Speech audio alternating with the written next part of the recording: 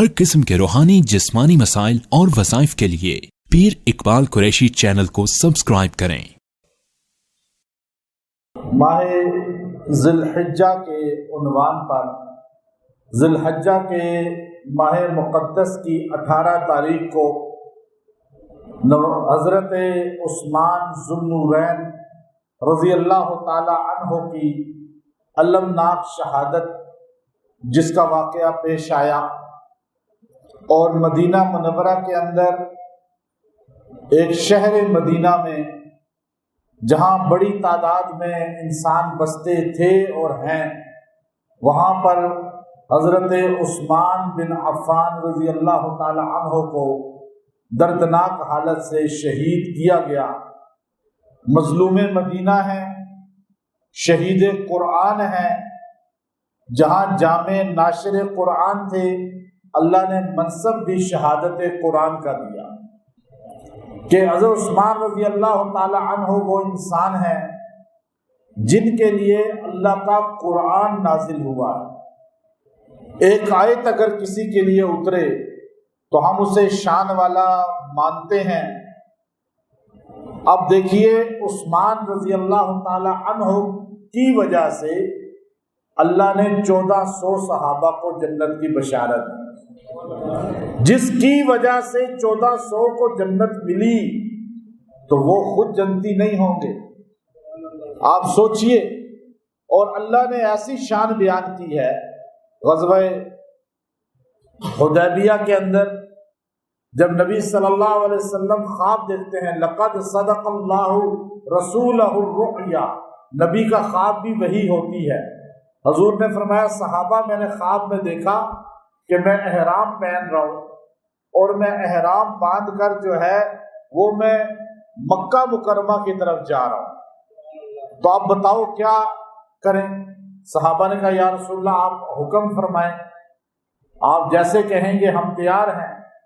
مکہ والے تو دشمن ہیں، مکہ والے تو مخالف ہیں، مکہ والے تو ساتھ دینے کو تیار نہیں، نام سننے کو تیار نہیں، لیکن سرکار دو عالم صلی اللہ علیہ وسلم نے احرام باندھا۔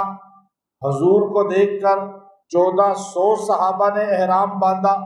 آج کا دانشور کہتا ہے کہ صرف 5 پاک ہوئے، اور جنہوں نے رسول اللہ صلی اللہ علیہ وسلم کے ساتھ احرام باندھا، آپ عمرہ کریں تو آپ پاک ہو جائیں، جو نبی کے ساتھ عمرہ کرے وہ پاک نہیں ہوگا، جو نبی کے ساتھ احرام باندھے وہ پاک نہیں ہوگا۔ ایک کسی اللہ کے ولی کے ساتھ آپ عمرے پہ چلے جائیں، کسی اللہ والے کے ساتھ آپ احرام باندھ لیں تو آپ پاک ہو جاتے ہیں۔ تو کیا نبی کے ساتھ جنہوں نے عمرہ کیا، نبی کے ساتھ 1.25 لاکھ نے حج کیا، آپ حج کریں تو پاک ہوتے یا نہیں ہوتے؟ حاجی پاک ہو جاتا ہے گناہوں سے۔ جو آج 1400 سال کے بعد صحابہ کرام میں تبرہ کرتا ہے، تنقید کرتا ہے، اعتراض کرتا ہے، وہ ایسا ظالم ہے کہ وہ اپنے بارے میں تصور کرتا ہے کہ میں حج کروں تو پاک ہو جاتا ہوں، اور جو نبی کے ساتھ حج کرے وہ پاک نہیں ہوتا کیا؟ وہ ظالم ہے نا، اپنے آپ کو تو مانتا ہے، نبی کے صحابہ کو نہیں مانتا۔ تو حضور کے ساتھ جس نے احرام پہنا، حضور کے ساتھ جس نے تلبیہ پڑھا، حضور کے ساتھ جنہوں نے 2 نوافل احرام کے ادا کیے، پھر جو حضور کے ساتھ چلے اور پھر مدینہ سے چلتے چلتے چلتے آج مکہ مکرمہ میں شمیسی جس جگہ کو کہا جاتا ہے وہ حدیبیہ ہے، اور وہاں پر آئے۔ حضور نے فرمایا، صحابہ رک جاؤ، بیٹھ جاؤ۔ 1400 صحابہ جانثار ہیں، ایسے جانثار کہ زمین و آسمان نے ایسے نہیں دیکھے۔ وہ 1400 صحابہ حضور کے ساتھ بیٹھ گئے، ایک جگہ پر سارے جمع ہوئے، صحرا ہے، ایک درخت وہاں نظر آتا ہے، باقی سارا صحرا ہے۔ اس صحرا میں خیمے گاڑنے شروع ہو گئے۔ حضور نے فرمایا، یہاں انتظار کرو، ایک بندہ میں مکہ بھیجوں گا، آگے مکہ قریب ہے، وہ جا کر ان کو اطلاع کرے ہم لڑنے کے لیے نہیں بلکہ عمرہ کرنے کے لیے آئے ہیں۔ اب آپ دیکھیے مکہ والوں کو تو پریشانی ہو گئی کہ یہ تو 313 تھے تو ہمیں نہیں بخشا اور ہمارا یہ حال کر دیا کہ ہمارا ابو جہل جیسا سورما قتل ہو گیا، ہمارے جسم میں کمر میں ایسی نقب لگی آج تک ہم کھڑے نہیں ہو سکے، آج تو 1400 ہو کر آئے ہیں۔ اب وہ 1400 وہاں بیٹھ گئے، حضور نے کہا عمر آپ جائیں گے؟ عمر نے کہا یا رسول اللہ میں تو غصے والا ہوں، میرے تو پہلے سے دشمنی بہت ہے مکے میں، آپ ایسے بندے کو بھیجیں جو سب سے زیادہ نرم ہے۔ یا رسول اللہ ان سارے صحابہ میں سب سے نرم طبیعت کا مالک عثمان بن عفان ہے۔ عثمان رضی اللہ تعالیٰ عنہ حضور ہیں قریشی، بنو قریش بنو ہاشم سے، اور عثمان ہے بنو امیہ سے، اور مکہ کا سردار ابو سفیان بھی بنو امیہ ہے، اور مکہ کے اندر بڑے بڑے جری جو لوگ تھے جنہوں نے پہلے اسلام کے خلاف مہمیں چلائیں، عمر بن عاص رضی اللہ عنہ، یہ بڑے بڑے لوگ، یہ سارے بنو امیہ ہے۔ مکہ میں 2 بڑے خاندان تھے، ایک بنو ہاشم اور ایک بنو امیہ، یہ دونوں کے دادا جا کے ایک ہی ہیں، لیکن بعد میں ان میں جو ہے آگے جو نسل چلی ہے تو یہ بنو عباس، بعد میں وہ کہلائے بنو امیہ، یہ کہلائے۔ اب حضور کو کہا یا رسول اللہ یہ بنو امیہ کے ہیں، آپ ان کو بھیجیے، اور ان کے لوگ ہی تو ہیں خاندان کے لوگ وہاں پہ۔ حضور نے کہا عثمان آپ میرے سفیر بن کے جاؤ، کائنات میں بڑے بڑے ایمبیسیڈر آپ نے دیکھے ہیں، بڑے بڑے ملکوں کے ایمبیسیڈر دیکھے ہیں، ساری کائنات کے سفراء ایمبیسیڈر جمع ہو جائیں، عثمان بن عفان کے جوتے کی مٹی کو نہیں پہنچ سکتے۔ ہے یہ بات مسلمانوں کا عقیدہ ہے یہ، لیکن قربان جائیں، کوئی پاکستان کا سفیر ہے، کوئی امریکہ کا سفیر ہے، کوئی ملائیشیا کا، کوئی سعودی عرب کا، لیکن عثمان رسول اللہ کے سفیر ہیں، اور رسول اللہ کے سفیر بن کے جن کو رسول اللہ اپنا سفیر بنائیں، آپ جس کو سفیر بناتے ہیں آپ اس پر اعتماد کرتے ہیں، ملک اعتماد کرتا ہے، ہماری پوری انتظامیہ ان پر اعتماد کرتی ہے، یہ ہمارا سفیر ہے۔ اور جو رسول اللہ کا سفیر ہے، کیا اس میں رسول اللہ کا اعتماد نہیں تھا؟ اعتماد تھا تو سفیر بنایا نا۔ آپ جرگہ کرتے ہیں، آپ کے ہاں لڑائی ہوتی ہے تو آپ جس کو بیچ میں سفیر بناتے ہیں وہ آپ کا اعتماد والا ہوتا ہے تو بناتے ہیں نا۔ آپ رسول اللہ صلی اللہ علیہ وسلم کو دیکھیے، حضور نے یوں 1400 کو دیکھا، 1400 میں نظر جا کے عثمان بن عفان پہ کڑی، کہا آپ میرے سفیر ہیں، آپ میرے سفیر بن کے جائیں۔ رسول اللہ اللہ کے سفیر ہیں اور عثمان رسول اللہ کے سفیر ہیں، جس کو دوسری زبان میں کہا جاتا ہے رسول اللہ اللہ کے پیغمبر ہیں، پیغام پہنچانے والے پیغمبر، اور عثمان رسول اللہ کے پیغمبر ہیں، پیغام پہنچانے والے ہیں۔ اب یہ سفیر چلتا ہے رسول اللہ کا، یہ مکہ میں داخل ہوتا ہے، مکہ میں جب داخل ہوتے ہیں تو ابو سفیان ان کو کہتے ہیں، عمر بن عاص کہتے ہیں، مکہ کے دیگر سردار کہتے ہیں عثمان آپ تو ہمارا خون ہے، آپ ہماری برادری ہیں، آپ عمرہ کر لیں، آپ کو اجازت ہے، لیکن رسول اللہ کو اجازت نہیں، ابو بکر کو اجازت نہیں، عمر کو اجازت نہیں، علی المرتضیٰ کو اجازت نہیں، عشرہ مبشرہ کو اجازت نہیں، ہم بدری صحابہ کو اجازت نہیں دیں گے جو بدر میں ہمارے سامنے کھڑے ہوئے تھے، جنہوں نے ہمارے باپ دادوں کو قتل کیا تھا، جنہوں نے ہمارے گھروں کو اجاڑ دیا تھا، ہماری عورتوں کو بیوہ کرا دیا تھا، ہم انتقام لینے والے ہیں، ہم انتقام لیں گے، ہم کیسے ان کو ایسے فاتحانہ طریقے سے آ کر وہ عمرہ کریں، طواف کریں اور یہاں سے یوں واپس چلے جائیں، ہم ان عورتوں کو کیا جواب دیں گے جن کے خاوند بدر میں مسلمانوں نے قتل کر دیے تھے، ان بچوں کو کیا جواب دیں گے جن کے باپ بدر میں مارے گئے تھے، ہم نہیں آنے دیں گے، آپ کرو عمرہ کرو، آپ کرو طواف کرو۔ عثمان بھی عثمان تھے، انہوں نے کہا عمرہ احرام میں سب سے بڑی عبادت ہے، احرام پہنا ہوگا عمرہ کرنا لازم ہے، طواف لازم ہے، صفا لازم ہے، لیکن عثمان نے فرمایا عمرہ ہے احرام کا جز، لیکن اگر نبی نہیں ہے تو میں بھی عمرہ نہیں کروں گا، چونکہ عمرہ سکھایا ہی رسول اللہ نے ہے، طواف سکھایا ہی رسول اللہ نے ہے، کعبے کا تعارف کرایا ہی رسول اللہ نے ہے، جس یہ عمل بتایا سنیوں کو، مسلمانوں کو، وہی کام دین ہوتا ہے جو رسول اللہ سے ثابت ہوتا ہے۔ اگر نبی نے نہیں کیا، ساری کائنات کے لوگ کریں وہ دین ہے۔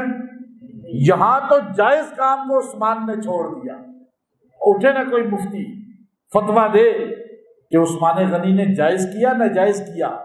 احرام پہنے ہوئے بندہ کعبے کے سامنے کھڑا ہو اور کہ میں نہیں طواف کروں گا جب تک رسول اللہ نہیں آئیں گے، میں نہیں صفا مروہ جاؤں گا۔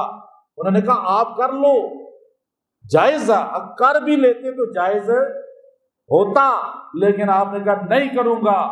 انہوں نے کہا کر لو نا، اب آپ نے احرام پہنا ہوا ہے۔ کہا کیسے کروں یہ طواف، کیسے کروں صفا مروہ کہ میرا نبی وہاں بیٹھا ہو انتظار میں اور میں یہاں پہ دعائیں کر رہا ہوں، میری دعا اس لیے قبول نہیں ہوگی کہ نبی کو میں نے چھوڑ دیا کچھ لمحے کے لیے۔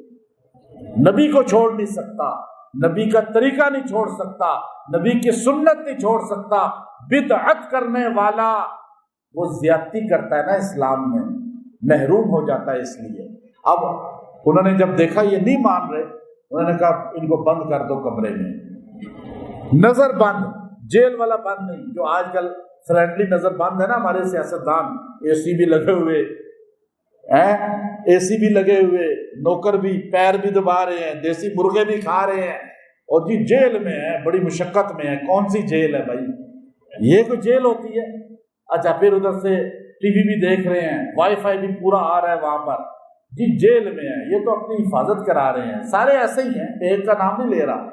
اب عثمان غنی جس جیل میں بند ہوئے تھے وہ نظر بند تھے، لیکن وہ ایسی نہیں تھی کہ اے سی لگے ہوئے ہوں۔ اب ایک کمرے میں بند کر دیا، یہاں لیٹ جائیں بس، لیکن آپ کو کوئی تشدد نہیں ہے، نظر بند کر دیا۔ اور اپنے انٹیلیجنس کے لوگوں سے کہا جاؤ خبر مشہور کر دو کہ سیدنا عثمان قتل کر دیے گئے، شہید کر دیے گئے۔ اب اللہ مسلمانوں کا عقیدہ ٹھیک کرنا چاہتا تھا۔ اللہ کو پتا تھا قیامت کے قریب لوگ آئیں گے جو عجیب و غریب نعرے لگائیں گے۔ سننے والا کون ہے؟ سارے بولیں۔ ہر جگہ موجود کون ہے؟ عالم غیب کون ہے؟ مختار کل کون ہے؟ داتا کون ہے؟ دیتا کون ہے؟ مشکل کشا کون ہے؟ حاجت روا کون ہے؟ اور علم غیب کون رکھتا ہے؟ عثمان شمیسی میں رسول اللہ ہے۔ میں شمیسی اس لیے کہہ رہا ہوں کہ آپ جب ادھر سے جاتے ہیں تو وہ قرآن پاک کا وہ آپ کو نظر آتا ہے نا، مکے میں جو حدود حرم کا، اس سے تھوڑا پہلے پیٹرول پمپ ہے، وہاں کافی صافی ملتی ہے، وہاں لکھا ہوتا ہے شمیسی۔ شمیسی میں جیل بھی ہے مکے کی بڑی، وہاں شمیسی کے اندر جو ہے اتنا قریب، یعنی کتنا قریب، اللہ نہ دکھانے پہ آئے چند کلومیٹر کے فاصلے پہ کنعان میں یوسف علیہ السلام اپنے باپ سے دور ہیں مصر میں۔ یعقوب پیغمبر کو نہیں پتا چلا کہ میرا بیٹا مصر میں ہے، پتا چلا تو آنکھیں کیوں چلی گئی؟ نبی کو نہیں پتا چلا تو یہاں لوگ دعوے کرتے ہیں جی ہم سب کچھ جانتے ہیں۔ نبی کو نہیں پتا چلا، یعقوب پیغمبر کو، قرآن کہہ رہا ہے نہیں کہہ رہا؟ جب نبی کو نہیں پتا میرا بیٹا، لوگ آگے آتے ہیں جی بتائیں جی میرا بچہ بھاگ گیا کدھر ہے؟ وہ سمجھتے ہیں کہ آنکھیں بند کریں گے اس کو فوراً بتائیں گے جاؤ اس وقت وہاں فلاں چوک میں کھڑا ہے۔ جھوٹ بولتے ہیں سارے۔ نبی کو نہیں پتا اور ان کو پتا ہوگا۔ یہاں نبی مدینے کا پاک نبی، خالی نبی نہیں، نبیوں کا سردار شمیسی میں بیٹھا ہوا ہے حدیبیہ میں۔ جاسوسوں نے آگے کہا یا رسول اللہ عثمان قتل ہو گئے ہیں، شہید ہو گئے ہیں۔ حضور علیہ السلام اٹھے، کہا صحابہ چلو میرے ساتھ۔ صحابہ کھڑے ہو گئے اور حضور جا کے ایک درخت کے نیچے بیٹھ گئے اور حضور نے کہا آؤ صحابہ ادھر ہاتھ رکھو، یہاں ہاتھ رکھو، میرے ہاتھ پہ بیعت کرو۔ یا رسول اللہ کس چیز کی بیعت کریں؟ آپ تو رحمت للعالمین ہیں، آپ تو نرم ہیں، آپ تو لوگوں کے ساتھ پیار کرنے والے ہیں، آپ تو غصہ بالکل نہیں آتا، آپ تو ہر ایک کو معاف کرتے ہیں، لیکن یہاں آپ جلال میں آ گئے، یہاں آپ غضب میں آ گئے، یہاں آپ غصے میں آ گئے، اور آپ نے فرمایا صحابہ آؤ بیعت کرو، ہاتھ رکھ دیا رسول اللہ نے آگے کر کے۔ پہلے صحابہ کے بیعت کے لیے ہاتھ پہلے آگے بڑھاتے تھے اور حضور ہاتھ آگے کرتے تھے، بیعت کرتے تھے۔ یہاں الٹ معاملہ ہو گیا، حضور نے پہلے ہاتھ رکھ دیا، صحابہ آؤ ادھر ہاتھ رکھو، ابو بکر سے کہا آؤ ہاتھ رکھو، ابو بکر نے ہاتھ رکھا، یا رسول اللہ کس چیز کی بیعت کریں؟ بیعت تو پہلے کر چکے ہیں، مدینے میں جب کلمہ پڑا مکے میں بیعت کی، مدینے میں ان صحابہ نے بیعت کی آپ کے ہاتھ میں کلمہ پڑھتے ہوئے، اب کون سی بیعت ہے؟ کہ آج بیعت کرو موت کی، یہ تسبیح ذکر کی نہیں، یہ وظائف کی نہیں، یہ صوفیزم کی بیعت نہیں، بلکہ کون سی بیعت کرو؟ موت کی۔ یا رسول اللہ رحمت للعالمین ہے اور آپ موت کی بیعت کرا رہے ہیں؟ ہاں، اس کے لیے کوئی بندہ قیمتی تھا نا، اس لیے جس کے لیے نبی موت کی بیعت کروائیں، نبی کہیں میں بھی شہید ہو جاؤں کوئی بات نہیں، تم 1400 شہید ہو جاؤ، لیکن اس ایک کا بدلہ لیں گے، وہ ایک کتنا انمول ہوگا۔ کس کے نظر جوری کی قدر، ہیرے کی قدر جوری جانتا ہے، سبزی فروٹ والا نہیں جانتا۔ ریت بجری بیچنے والے کو کبھی پتہ چلتا ہے جو ہیرے کی ویلیو کا؟ عثمان غنی کی ویلیو رسول اللہ جانتے ہیں، صحابہ جانتے ہیں، قرآن جانتا ہے، ایمان والے جانتے ہیں، جن کا نسب ہی نہ صحیح ہو وہ جانتے ہیں کبھی؟ اس کو تو اپنا نہیں پتا۔ یاد رکھیں جس کے لیے رسول اللہ نے یوں کیا۔ او صحابہ ہاتھ رکھو، حضور نے کہا ابو بکر نے ہاتھ رکھا، جو خیر الخلائق کے بعد الانبیاء ہیں، لو کان بعد نبی لکان عمر نے ہاتھ رکھ دیا، شیر خدا اسد اللہ الغالب حضرت علی نے ہاتھ رکھ دیا، عشرہ مبشرہ نے ہاتھ رکھ دیا، حضور کے اہل بیت نے ہاتھ رکھ دیا۔ جب صحابہ 1400 کے ہاتھ رسول اللہ کے ہاتھ پہ آئے، اللہ نے عرش سے اعلان کیا میرے پیغمبر آپ کے ساتھ آپ کے صحابہ کی یہ ادا عرش والے کو اتنی پسند آئی ہے کہ میں اعلان کرتا ہوں ید اللہ فوق ایدیہم، ان سارے ہاتھوں کے اوپر اللہ کا ہاتھ ہے۔ اللہ بھی کس کے لیے چاہ رہا ہے کہ یہ کام ہو؟ وہ بندہ کتنا قیمتی ہوگا، اللہ جس کے لیے چاہ رہا ہے۔ اور پھر آپ سوچئے قرآن کہہ رہا ہے سورہ فتح دوسرا رکوع، اللہ رب العزت نے فرمایا ید اللہ فوق ایدیہم، ان سارے ہاتھوں کے اوپر اللہ کا ہاتھ ہے۔ آپ سوچئے آپ بازار جاتے ہیں، آپ کے ساتھ چھوٹا بچہ ہوتا ہے، وہ آپ کی انگلی پکڑتا ہے، تو آپ کے گھر میں کسی کو خطرہ نہیں ہوتا کہ بچہ گم ہو جائے گا، رستہ بھٹک جائے گا، اس لیے کہ ماں اپنے گھر میں بتاتی ہے بچہ اکیلا نہیں گیا، بچے کی انگلی یا بچے نے کس کی انگلی پکڑی ہوئی ہے؟ بچہ باپ کی انگلی پکڑ لے تو بچہ بھٹکتا نہیں، گم نہیں ہوتا، اسے کوئی اغوا نہیں کر سکتا، اسے کوئی بھٹکا نہیں سکتا۔ آپ انگلی خالی بچے کی پکڑ لیں تو آپ اتنی طاقت رکھتے ہیں، جن کے ہاتھ ہی رسول اللہ کے ہاتھ پہ آئے ہوں، جن کے ہاتھوں کو رسول اللہ نے پکڑ لیا ہو، وہ گمراہ ہو سکتے ہیں، وہ بھٹک سکتے ہیں۔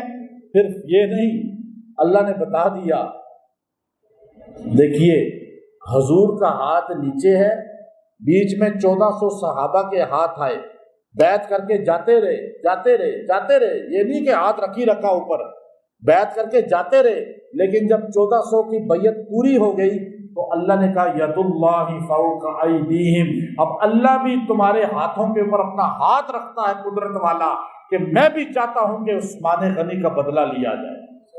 اب صحابہ کے ہاتھوں کے نیچے رسول اللہ کا ہاتھ، صحابہ کے ہاتھوں کے اوپر اللہ کا ہاتھ، جب اوپر اللہ کا نیچے رسول اللہ کا ہاتھ ہو تو وہ بیچ والے صحابہ گمراہ ہو سکتے ہیں، وہ ہاتھ بھٹک سکتے ہیں، وہ غلطی کر سکتے ہیں، آپ کسی پیر صاحب کے قریب ہو جائیں آپ سدھر جاتے ہیں، سروزہ تبلیغ میں لگا کے بٹکے ہوئے سدھر جاتے ہیں، تبلیغ میں 4 ماہ لگا کر شرابی، بدکار، چور، ڈاکو سدھرتے ہیں نہیں سدھرتے؟ آپ تبلیغ والوں کے ساتھ اس 14ویں صدی میں بندہ جا کے سدھر جاتا ہے، کیا رسول اللہ کے ہاتھ پہ ہاتھ رکھ کے بندہ سدھرا نہیں ہوگا؟ آپ یہاں کی کرامت تو مانتے ہیں، عمرہ کر لیا سدھر گیا، حج کیا سدھر گیا، ہوتا ہے نہیں ہوتا؟ جو روزے کو دیکھ کے سدھر جاتا ہے، جو کعبے کو دیکھ کے سدھر جاتا ہے، وہ روزے والے کے ہاتھ پہ ہاتھ رکھ کے نہیں سدھرے ہوں گے؟ کیسی بات کرتے ہیں یہ ظالم لوگ۔ اب اللہ کو اتنی ادا پسند آئی، اللہ نے فرمایا ان الذین یبایعونک، میرے پیغمبر بے شک جو آپ سے بیعت کر رہے ہیں، انما یبایعون اللہ، یہ بیعت اصل میں اللہ سے کر رہے ہیں۔ اب اللہ بھی عجیب پیار کر رہا ہے، صحابہ کو بتا رہا ہے کہ عثمان غنی کی ویلیو کیا ہے، اور اللہ کو اتنا پسند تھا سیدنا عثمان رضی اللہ تعالیٰ کا بدلہ لینا، حالانکہ شہید نہیں ہوئے تھے، لیکن اللہ کو پتا تھا کہ یہ آج تو شہید نہیں ہوئے۔ امام ابن کثیر لکھتے ہیں اللہ یہ ساری باتیں کیوں کر رہا تھا کہ اللہ کے ہاتھ پہ بیعت ہے، اللہ کا ہاتھ ہے اوپر، یہ ساری باتیں اللہ کیوں کر رہا تھا؟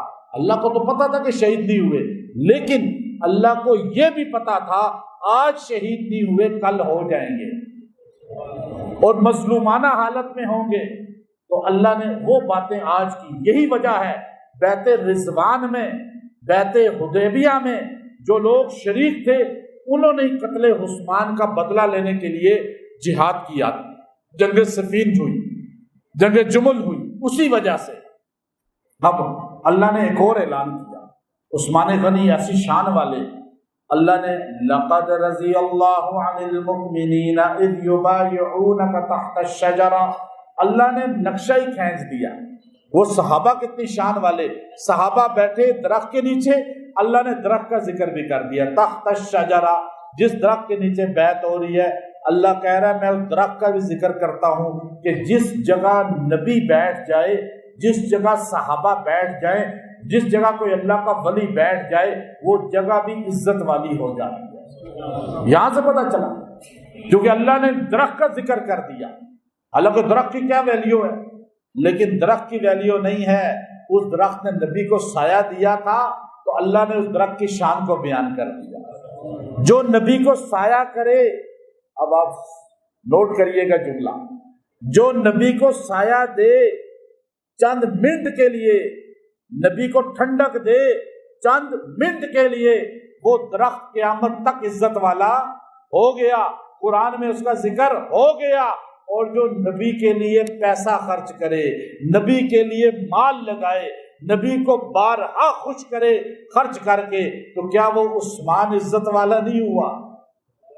درخت کا ذکر تو قرآن میں آ گیا، اور جو درخت کا ذکر جس کی وجہ سے آیا وہ کتنا عظیم ہوگا۔ اب اللہ نے ایک ایسا جملہ کہا کہ کسی ایک صحابی کی وجہ سے 1400 کو جنت ملے، ایسا آج تک نہیں ہوا، صحابہ میں کبھی ایسا نہیں ہوا۔ قرآن سے ثابت ہے، عثمان بن عفان کی وجہ سے اللہ نے 1400 کو بخش دیا، جنت کی بشارت دے دی۔ اللہ نے فرمایا لقد رضی اللہ عن المؤمنین اذ یبایعونک تحت شجرہ، میں قسم کھا کر کہتا ہوں، لام اور قد جب یہ اکٹھے ہو جائیں تو یہ اللہ کی طرف سے پکی بات ہوتی ہے کہ میں قسمن کہتا ہوں کہ رضی اللہ عن المؤمنین، میں ان 1400 مومنوں سے راضی ہو چکا ہوں، اللہ ان سے راضی ہے۔ لیکن آج کا یہ جو ہے کیا اس کو بولیں، یہ راضی نہیں ہے، یہ تھیٹر میں کام کرنے والا، یہ پیسے لے کے لوگوں کو رلانے والا، پیسے لے کے لوگوں کو ہنسانے والا، یہ تھیٹر ہی ہوا نا۔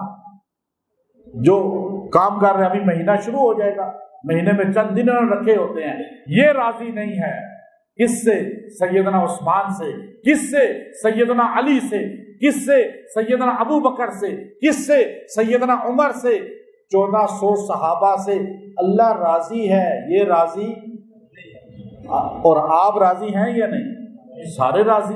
اچھا، ایک تو 1400 کو جنت کی بشارت ملی، جب وہاں مکہ کے مشرک آئے، آ کر وہ صلح حدیبیہ لکھی گئی، عمر بن عاص مکہ کے مشرکوں کی طرف سے آیا، سہیل بن عمر آیا، اور اس نے آ کر پورے وہ واقعہ آپ کو پتہ ہے، میں اس واقعے کو کھولتا نہیں ہوں زیادہ، لیکن جب وہ واپس گیا تو مکہ کے مشرکوں نے کہا کہ تو نے محمد عربی صلی اللہ علیہ وسلم کے ساتھ جو ایگریمنٹ کیا ہے ساری شکیں ان کے خلاف ہیں اور تو جیت کر آ گیا ہے، ہم تجھے مان گئے ہیں کہ تو ایسا زبردست آدمی ہے کہ وہ نبوت کا دعویٰ کرتے ہیں اور ان کے ساتھ ابو بکر جیسے لوگ ہیں، عمر جیسے لوگ ہیں، علی جیسے لوگ ہیں، اور وہ پھر بھی مات کھا گئے۔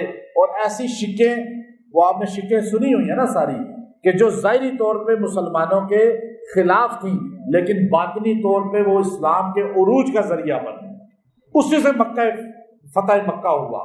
تو اب ان کو نہیں پتا تھا اس کے اندر کیا چیز ہے، وہ تو نبی صلی اللہ علیہ وسلم کو پتا تھا۔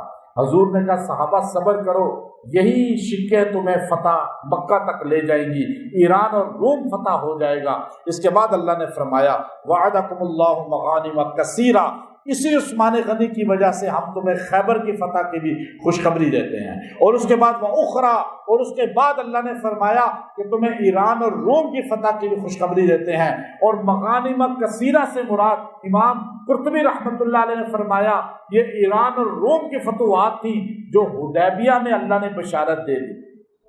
اور پھر آپ نے پوچھا مکہ کے لوگوں نے، تم نے تو ان کو دھوکہ دے دیا، مات دے دی۔ وہ پریشانی کے ساتھ کہنے لگا کہ اے مکہ کے لوگوں، میں ایران کے دربار میں گیا ہوں۔ کس طرح کے دربار میں؟ میں شاہ روم کے دربار میں گیا ہوں، شاہ مقوقس کے دربار میں گیا ہوں، میں نجاشی کے دربار میں گیا ہوں، میں بڑے بڑے بادشاہوں کے ہرقل کے دربار میں کئی بار گیا، لیکن جیسے دربار محمد عربی کے دیکھے ایسا دربار کسی کا نہیں دیکھا۔ تم کہتے ہو ہم جیت کے آئے ہیں، لیکن مجھے ڈر ہے کہ ہم ہار کے آئے ہیں۔ انہوں نے کہا کیسے ہار کے آئے ہیں؟ کہا اس لیے کہ جیسے درباری میں نے حضور کے دیکھے ہیں ایسے درباری کسی بادشاہ کے نہیں دیکھے، جیسے جانثار رسول اللہ کے دیکھے ہیں ایسے جانثار کسی کے نہیں دیکھے۔ نبی بولتے ہیں سارے چپ کر جاتے ہیں، نبی اٹھتے ہیں سارے پیچھے چلتے ہیں، نبی تھوک بھی پھینک دے کوئی صحابی زمین پہ نہیں گرنے دیتا، نبی وضو کرتے ہیں ایک قطرہ پانی زمین پہ نہیں گر پاتا، اچک لیتے ہیں، صحابہ اپنے چہروں پہ مل لیتے ہیں۔ جو نبی سے اتنی محبت کرنے والے جانثار ہوں، ہم جتنی شکیں چاہے بنا لیں لیکن شکست ہماری ہوگی، ان کی کبھی نہیں ہوگی، اس لیے کہ جس نبی کے پاس ایسے جانثار ہوں اس کا مقابلہ کوئی نہیں کر سکتا۔ کافر کہہ رہا ہے، اسی لیے تو نہیں کر سکا۔ آج جو صحابہ کے ساتھ جڑا اس کا مقابلہ کوئی نہیں کر سکتا، کیونکہ اللہ نے اب عثمان غنی رضی اللہ تعالیٰ عنہ شہادت ہوئی، شہادت ایک بندہ لانچ کیا گیا اور اس کا نام تھا عبداللہ، اور وہ یمن میں پیدا ہوا، یمنی تھا، یہودی تھا۔ اس نے کلمہ پڑھا اور کلمہ پڑھنے کے بعد مقرر بنا، اسپیچ پاور اس میں آ گئی، اور ایسا مقرر تھا کہ وہ پورے بلاد عرب میں گھومتا تھا، تقاریر کرتا تھا، اور لوگ اس کی تقریریں سننے کے لیے جمع ہوتے تھے۔ دمشق کی جامع مسجد ہو یا اس کے بعد مصر کے اندر جامع مسجدیں ہوں یا مدینہ کے اندر مختلف مراکز ہوں، اس نے ہر جگہ تقریریں کی اور لوگوں کو قبر کی، آخرت کی باتیں کرتا تھا، رلاتا تھا، یہاں تک کہ اس کے گرد ایک بڑا مجمع اکٹھا ہو گیا۔ لیکن پھر اس نے امام ابن اسیر رحمۃ اللہ علیہ اس بات کو واضح، اور ابن عساکر رحمۃ اللہ علیہ نے باقاعدہ طور پہ اپنی تواریخ کے اندر لکھا کہ وہ بندہ اتنا چرب زبان تھا کہ ساری باتیں بالکل بہترین کرتا تھا قرآن و سنت کے مطابق، لیکن آخر میں جا کے ڈنڈی مارتا۔ ہم کیوں کہتے ہیں کہ آپ ان کی مجلسوں میں نہ جائیں؟ وہ یہی کام کرتے ہیں، پہلے باتیں ساری ٹھیک کر رہے ہوتے ہیں، آخر میں جا کے کیا کرتے ہیں؟ ڈنڈی مار دیتے ہیں، وہاں آخری جہاں اصل ان کا مقصود ہوتا ہے، آپ کے اندر منافقت کا بیج ڈال دیتے ہیں۔ ہمارے سنی نوجوان مرد عورتیں وہی بیج لے کے پھر اچھا ایسا ہوا صحابہ یہ کرتے تھے، بس وہی موضوع بنا کر وہ گمراہ ہو جاتے ہیں۔ اب وہ کیا کرتا تھا؟ ابن عساکر، ابن اسیر، بڑی دور تاریخیں بتا رہا ہوں، الاستیعاب، وہ کہنے لگا کہ تقریر کرتے کرتے ایک دمشق کی جامع مسجد میں کہنے لگا لوگوں عیسیٰ علیہ السلام واپس آئیں گے نہیں آئیں گے؟ ساروں نے کہا آئیں گے۔ کہ تم کیسے مسلمان ہو، بنی اسرائیل کے نبی کو واپس آنا مانتے ہو اور اپنے محمد صلی اللہ علیہ وسلم کا واپسی نہیں مانتے؟ یہ جتنی آیات ہیں یہ عیسیٰ ہمارے نبی ہے، محمد واپس آئیں گے، تم لوگوں کو خوشخبری ہو۔ لوگ خوش ہو گئے، ہم حضور کو دیکھیں گے، حضور کی زیارت کریں گے۔ پہلا بیج اس نے یہ بویا۔ اس کے بعد اس نے کہا ان الذی فرض علیک القرآن لرادک الی معاد، قرآن یہ آیت قرآن کے لیے ہے۔ اس نے کہا یہ قرآن سے صاحب قرآن ہی مراد ہے۔ اب لوگوں کو اندر یہ بیج ڈالا، ایک نقطہ ڈال دیا۔ پھر تھوڑا عرصہ گزرا، اس نے تقریریں کی، لوگ روتے تھے، بڑی اچھی تقریر کرتا تھا۔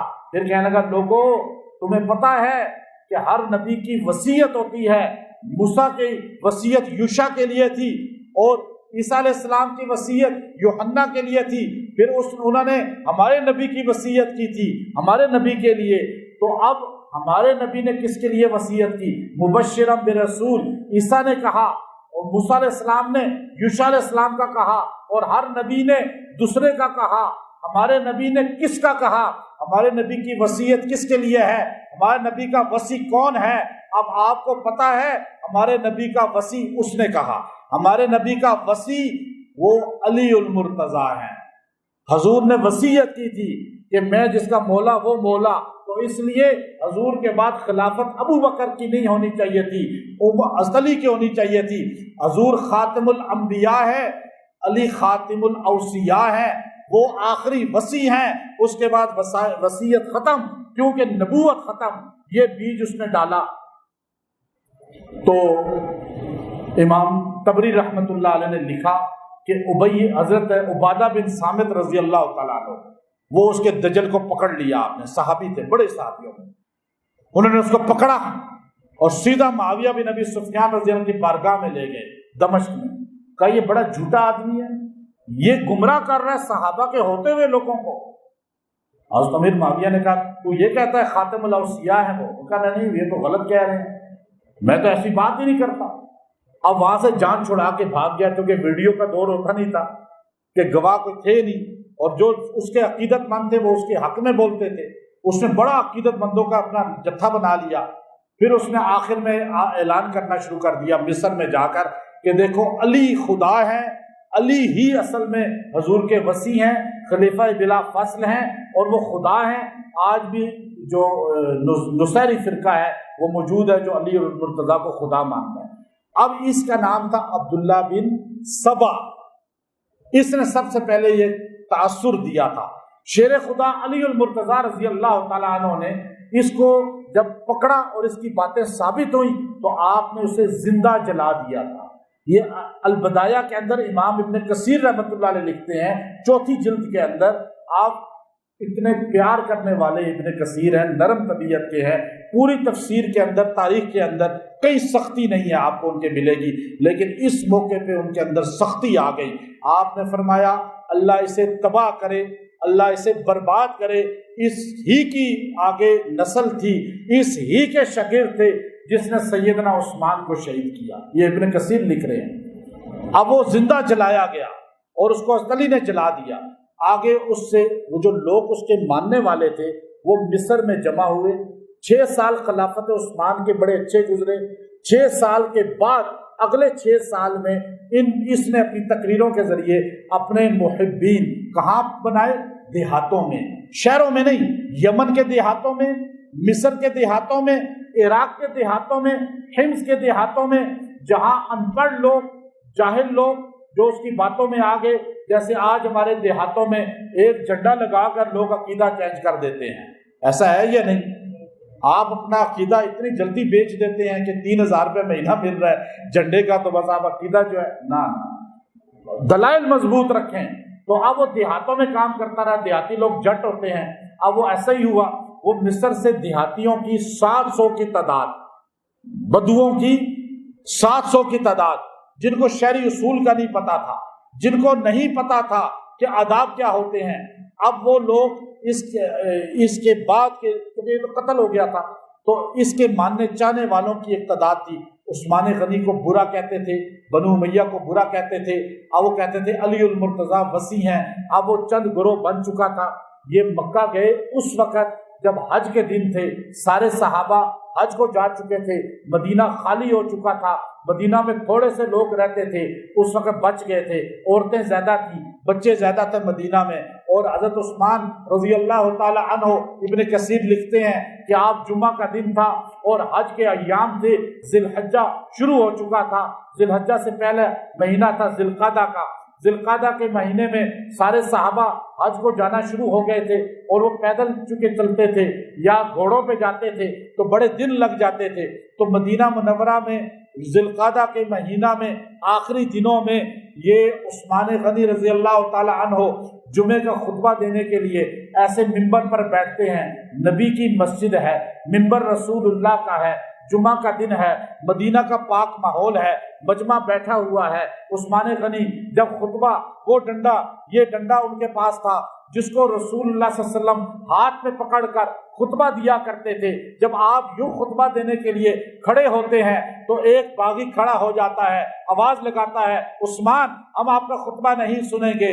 آپ نے نظر انداز کیا، آپ پھر اٹھے تو دوسرے نے وہاں سے کھڑے ہو کے آواز لگائی، پلاننگ کے ذریعے سارے بکھر کے بیٹھے تھے، پھر آپ نے توجہ نہیں کی، ایک وہاں سے کھڑا ہوا، 700 آدمی مسجد نبوی میں کھڑے ہو گئے اور انہوں نے شور مچا دیا، ہم آپ کا خطبہ نہیں سنیں گے۔ مسجد میں شور مچانے والے کی نسبت انہی سے ہوتی ہے، یاد رکھیں، اور شور مچا دیا۔ جب آپ نے خطبہ جاری رکھا تو ایک ابن اسود بدبخت آگے بڑھا، اس نے وہ خطبے والا ڈنڈا آپ کے ہاتھ سے چھینا اور یوں گھٹنے پہ زور سے مار کے توڑ دیا۔ رسول اللہ کے ہاتھ میں جو آیا کرتا تھا عصا، وہ بدبخت نے توڑا، اور توڑنے کے بعد وہی ڈنڈا حضرت عثمان کے سر پہ مار دیا۔ عثمان غنی رضی اللہ تعالی عنہ، وہ ڈنڈا سر پہ لگتا ہے، عمر 82 سال ہے۔ 82 سال کا بوڑھا تو ویسے ہی عزت کے لائق ہوتا ہے۔ میں عثمان غنی رضی اللہ تعالیٰ عنہ کی شان ایسی اللہ کو پسند آئی کہ اچانک میں پیر کے دن مدینہ مکہ چلا گیا اور عمرہ کر کے بھی واپس آ گیا۔ دیکھیں 3 دن مولانا مکی صاحب دامت برکاتہم العالیہ سخت بیمار ابھی حرم، میں ان کے گھر گیا، ہل نہیں سکتے، بیٹھ نہیں سکتے، اور ابھی ان کی عمر بھی تقریباً اتنی ہی ہے، اور بالکل لیٹے ہوئے، تو باتیں میرے ساتھ کی لیکن بڑے ابدیدہ تھے۔ تو مجھے اس وقت یاد آیا کہ دیکھیں ہم ان کے پیر دبانا شروع ہو گئے، میں خود ذاتی طور پہ، اور میں ان کے دم کیا، پھر ان کو پیر دبانا، پھر کبھی ان کا ہاتھ دبائے، لیکن وہ ہل نہیں سکتے تھے۔ تو مجھ سے باتیں کرتے ہوئے بڑے ابدیدہ تھے، تو مجھے ذہن میں آیا کہ ہم بوڑھے آدمی کی عزت کرتے ہیں کہ اس بوڑھے ہمارے عالم نے 60 سال کعبے کے اندر بیان کیا ہے، اور جس نے رسول اللہ کا دوہرا داماد بنا، جس نے مسجد نبوی زمین لے کر دی، جس نے مال خرچ کیا اسلام پر، وہ 82 سال کا بوڑھا، اور اس کو ڈنڈا مار دیا انہی لوگوں نے، اور بے ہوش کر کے گرے اور سر پھٹ گیا۔ آپ کو اٹھایا چند صحابہ نے جو تھے، اب آپ کو صحابہ نے کہا یا امیر المومنین آپ حکم جاری کریں، چونکہ آپ امیر ہیں، آپ کے حکم کے بغیر ہم کچھ نہیں کر سکتے، آپ آرڈر جاری کریں، ہم ان کا کلا کما کر دیں، ہم ان سے ڈرنے والے نہیں۔ کیوں؟ شیر خدا موجود تھے، حسنین موجود تھے، صحابہ موجود تھے چند۔ آپ نے فرمایا علی میں قتل بھی ہو جاؤں ان لوگوں پہ تلوار نہ نکالنا۔ کیوں امیر المومنین؟ کا یہ نبی کا شہر ہے، میں نبی کے شہر میں خون نہیں بہانا چاہتا۔ کل قیامت کے دن میں رسول اللہ کو کیا منہ دکھاؤں گا کہ میں نے نبی کے شہر میں خون بہایا، میں خون بہانے کا ذریعہ بنا۔ کہ امیر المومنین آپ کے ساتھ ظلم ہو رہا ہے، کہ میری گردن بھی کاٹ دی جائے پھر بھی ان کے ساتھ ظلم نہیں کرنا۔ اب آپ کو کمرے میں جا کے لٹایا گیا اور آپ کو وہاں پٹی کی گئی، تو آپ کے گھر کا محاصرہ ہو گیا۔ 700 آدمیوں نے نعرے لگائے کہ عثمان آج کے بعد باہر نہیں نکلیں گے، مسجد نہیں آئیں گے، نماز نہیں پڑھ سکتے، یہاں آ کے خطبہ نہیں دے سکتے۔ پھر 3 دن کے بعد اعلان کیا کوئی ان کے گھر میں کھانا نہیں لے جا سکتا، پانی نہیں لے جا سکتا۔ اب آپ سوچئے کہ مدینے میں مسجد نبوی کے پڑوس میں عثمان غنی کا گھر ہے، لیکن کھانا بند ہے، پانی بند ہے، ہر چیز بند ہے، کوئی اندر جا نہیں سکتا، دروازے پہ قاتل بیٹھے ہوئے ہیں۔ اب حضرت علی رضی اللہ تعالی عنہ نے اپنے کھڑکی کے ذریعے اندر داخل ہوئے چند دن کے بعد، 10 دن کے بعد، اور آپ نے مشکیزہ پانی کا یوں بھرا ہوا تھا اور یوں اپنے لٹکایا ہوا تھا بیگ کی طرح، جیسے بستہ لٹکاتے ہیں، اور آپ یوں رسی کے ذریعے کھڑکی سے اندر داخل ہوئے تو انہوں نے تیر مار مار کے سارا مشکیزے کا پانی گرا دیا۔ آپ جب اندر گئے پانی کا ایک قطرہ نہیں تھا، آپ نے جا کے اپنی پگڑی حضرت عثمان کے قدموں میں پھینک دی کہ میں عاجز آ گیا ہوں، اب تو آپ آرڈر دیں کہ ہم ان کے ساتھ لڑیں، ہم ان کے ساتھ۔ لوگ کہتے ہیں جی حضرت علی کیوں نہیں بولے؟ بھائی حضرت علی تو چاہ رہے تھے، لیکن آپ نے فرمایا، عثمان غنی نے، علی میں قتل بھی ہو جاؤں نبی کے شہر میں خون نہیں بہانے دینا۔ کہا امیر المومنین آپ ابھی امیر معاویہ کو آرڈر کریں، سیدنا معاویہ آپ کے چچا زاد بھائی ہیں، وہ شام سے لشکر بھیج دیں گے۔ آپ نے کہا نہیں، اس مدینے میں خون نہیں بہانا، بہانا نہیں ہے۔ کہا آپ مدینے سے چلے جائیں، آپ کو ہم رات کو اونٹوں پہ نکالیں گے اور آپ شام چلے جائیں، امیر معاویہ کا ساتھ دیں، امیر معاویہ کے ساتھ جا کے رہیں۔ آپ نے فرمایا علی آپ کو پتہ ہے رسول اللہ نے مجھے فرمایا تھا، اے عثمان ایک وقت آئے گا فتنے ظاہر ہوں گے، اس وقت لوگ فتنوں میں ہوں گے، گمراہی میں ہوں گے، حق ادھر ہوگا جدھر عثمان ہوگا۔ ایک حدیث ہے یہ۔ اور دوسرا فرمایا اے علی، حضور نے فرمایا تھا عثمان لوگ ظالم، لوگ جابر، اللہ تجھے جب خلافت دے گا، خلافت کی قمیض دے گا اور وہ ظالم لوگ تجھ سے وہ قمیض چھیننا چاہیں گے، اے عثمان اگر تو نے ان کے کہنے پر یہ خلافت چھوڑ دی، قیامت کے دن مجھ سے ملاقات نہیں کر سکے گا۔ کہ میں نہ خلافت چھوڑتا ہوں نہ مدینہ چھوڑتا ہوں۔ کبھی لڑنے کا بھی آرڈر نہیں، آپ جانے کو بھی تیار نہیں، پھر تو آپ قتل ہو جائیں گے۔ کہ مجھے قتل ہونا منظور ہے۔ اب آپ کے گھر کے دروازے پہ حضرت علی نے اپنے بیٹے حسن اور حسین کو بٹھا دیا تلوار لے کر، کہا یہاں پہرا دو، تمہارے چچا ہیں دونوں شہزادے جس کے دروازے پہ پہرا دیں۔ کشف الغمہ اٹھائیں، ملا یخز الفقی اٹھائیں، ان کی کتابیں بتا رہی ہیں کہ 2 شہزادے جنت کے شہزادے عثمان غنی کے دروازے پہ پہرا دینے لگے۔ اور پھر اسی طرح جب 21 دن گزر گئے تو آپ اپنی چھت پہ آئے، آپ نے فرمایا لوگوں جس مسجد نبوی کو میں نے خرید کے وقف کیا تھا مجھے اس میں 2 رکعت پڑھنے کی اجازت دے دو۔ انہوں نے کہا نہیں اجازت۔ کہا بیر روما کا کنواں میں نے خرید کے وقف کیا تھا، مجھے اس میں سے 1 گلاس پانی کا دے دو۔ کہا وہ پانی بھی آپ کو نہیں دیں گے جب تک آپ استعفیٰ نہیں دیں گے۔ اب آپ چپ ہو کے اندر چلے گئے، یوں آپ پر 40 دن گزر گئے۔ کتنے دن؟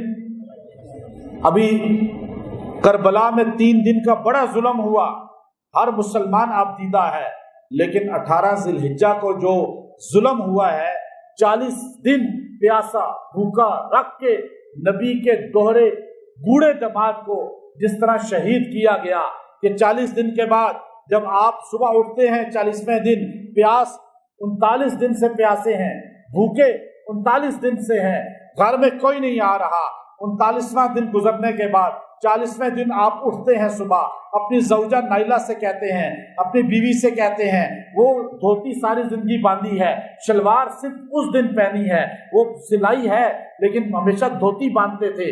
آپ نے فرمایا نائلہ وہ شلوار نئی نکال کے لاؤ، آپ کو لا کر دی گئی۔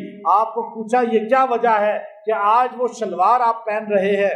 آپ نے فرمایا نائلہ آج رات جب میں قرآن پڑھتے پڑھتے سو گیا مجھے رسول اللہ کی زیارت ہوئی، حضور علیہ السلام خواب میں آئے، حضور نے مجھے فرمایا عثمان جو روزہ تو نے 40 دن سے رکھا ہے آج میرے پاس آ کر افطار کرنا۔ جب حضور نے یہ کہا مجھے یقین ہو گیا ہے کہ آج میری موت ہو جائے گی، شہادت ہو جائے گی، میں اس لیے یہ پہن رہا ہوں بے پردگی نہ ہو، میں قتل ہو جاؤں، مجھے گھسیٹیں جو بھی کریں میری بے پردگی نہ ہو۔ جب آپ نے وہ پہنی، آپ نے قرآن کھولا، آپ اٹھا کر دیکھیے آج بھی استنبول کے اندر، آج تاشقند کے اندر، میں دونوں شہروں میں گیا ہوں، وہ قرآن کا نسخہ موجود ہے جو آپ نے کھولا تھا اور اس پہ آپ کا خون گرا تھا، آج بھی قرآن نے محفوظ کیا ہوا ہے۔ آپ نے یوں قرآن کھولا، آپ نے الف لام میم ذالک الکتاب پڑھنا شروع کیا، جو جامع القرآن ہے، ناشر القرآن ہے، جو قرآن پاک کا حافظ ہے، وہ عثمان جنہوں نے ایک دن کے اندر کعبے میں ایک قرآن ختم کیا ہے، 2 رکعت میں ختم کیا ہے، 12 بار ختم کیا ہے، وہ قرآن کھولتے ہیں، الف لام میم پڑھنا شروع کرتے ہیں، پہلا پارہ آخری رکوع فَسَيَكْفِيكَهُمُ اللَّهُ، جب یہاں پہنچتے ہیں تو ایک اندر باغی آتا ہے، آتے ساتھ ہی آپ کو یوں خنجر مارتا ہے، آپ کی بیوی آگے آتی ہے، اس کی چاروں انگلیاں کٹ کے زمین پہ گر جاتی ہیں اور وہ خنجر آپ کے سینے میں لگتا ہے اور خون کا فوارہ قرآن کے صفوں پہ جا گرتا ہے، اور قیامت کے دن وہ قرآن گواہ ہوگا سیدنا عثمان کی شہادت کا۔ آپ نے دیکھا بیوی کی انگلیاں کٹ گئی، ابن اسود نام تھا اس کا، آپ نے فرمایا اللہ اس کو اندھا کر دے، بہرا کر دے، اس کو لولا لنگڑا کر دے، اللہ اسے دوزخ میں پھینک دے، اس نے میری حرم پہ حملہ کیا۔ عبداللہ ابن مبارک کہتے ہیں بہت سالوں کے بعد میں کعبے کا طواف کر رہا تھا، ایک اپاہج آدمی اندھا بھی تھا، بہرا بھی تھا، اور وہ ہر بیماری کے اندر مبتلا تھا، اور وہ صدائیں لگاتا تھا اللہ مجھے معاف کر دے، لیکن مجھے پتا ہے تو معاف نہیں کرے گا۔ عبداللہ کہتے ہیں میں حیران ہو گیا، یہ کیسی بات کر رہا ہے کعبے کے ساتھ جڑ کے؟ تو آپ نے کسی سے پوچھا یہ کون ہے؟ اس نے بتایا یہ وہی بدبخت ہے جس نے عثمان غنی پہ پہلا حملہ کیا تھا۔ اب اللہ رب العزت نے جو ہے اس کے بعد دوسرے بندہ آگے بڑھا، اس نے آپ کو مارا، تیسرا بڑھا، اس نے حملہ کیا، یہاں تک کہ آپ شہید ہو گئے، اور ایک آگے بڑھا، آپ کے جسم کو کھینچا اور کھینچ کے جا کے گھر کے سائیڈ پہ جہاں فالتو سامان پڑا تھا وہاں پھینک دیا۔ حضرت نائلہ کٹی انگلیوں کے ساتھ خاموش بیٹھی ہوئی تھی، گھر کے اندر جو ہے آپ کے کوئی بھی برتن نہیں چھوڑا، کوئی بھی کپڑا نہیں چھوڑا، کوئی بھی پردہ نہیں چھوڑا، پورے گھر کو آگ لگا دی گئی۔ اور نائلہ فرماتی ہیں میں 3 دن تک ڈیڈ باڈی کے پاس یوں بیٹھی رہی، لیکن کوئی آپ کا جنازہ اٹھانے کے لیے نہیں آیا، کیونکہ باہر بھی کرفیو تھا۔ 3 دن جو ہے آپ کی ڈیڈ باڈی گھر میں پڑی رہی، اور باہر اعلان ہوتا رہا کوئی جنازہ نہیں پڑھا سکتا، کوئی آپ کی ڈیڈ باڈی نہیں اٹھا سکتا، یہاں تک کہ 3 دن کے بعد رسول اللہ کی زوجہ مومنوں کی ماں ام حبیبہ رضی اللہ تعالی عنہا وہ مسجد نبوی کے سیڑھیوں پہ چلی گئیں، اور آپ نے اعلان کیا کہ اے باغیوں اگر آج عثمان کا جنازہ نہ اٹھانے دیا میں ام حبیبہ خود جاؤں گی اور جا کے تدفین کروں گی، جنازہ اٹھاؤں گی، اس لیے کہ وہ آپ کے فرسٹ کزن تھے۔ جب آپ نے اعلان کیا، ابو ہریرہ کہتے ہیں مدینہ کے باغیوں میں کوہرام مچ گیا کہ رسول اللہ کی زوجہ اگر اس طرح میدان میں نکلی تو آسمان سے پتھروں کی بارش بھی ہو سکتی ہے۔ اب وہ دہل گئے، وہ اعلان کیا صرف 3 آدمی جنازہ پڑھائیں گے، 3 آدمی اٹھائیں گے، لیکن جنازے کی بھی اجازت نہیں ہے، صرف دفن کریں گے۔ 3 آدمی آگے بڑھتے ہیں، طلحہ ہیں، حضرت علی ہیں، حضرت حسنین ہیں، وہ آپ کو اٹھاتے ہیں اور آپ کو لے کر جنازہ آپ کا آگے بڑھتے ہیں، گنبد خضرا کے پاس سے گزرتے ہیں۔ کعب بن عجرہ بہت بڑے صحابی ہیں، شاعر بھی ہیں، آپ نے اس وقت شعر کہے یا رسول اللہ جس نے کل اونٹوں کی قطاریں آپ کے لیے وقف کر دی تھی، آج اس کے جنازے کے لیے 4 آدمیوں سے زیادہ کی ضرورت اجازت نہیں ہے۔ آج اس کے جنازے کا منظر دیکھیے، لمبا قصیدہ ہے، علامہ ذہبی نے نقل فرمایا ہے۔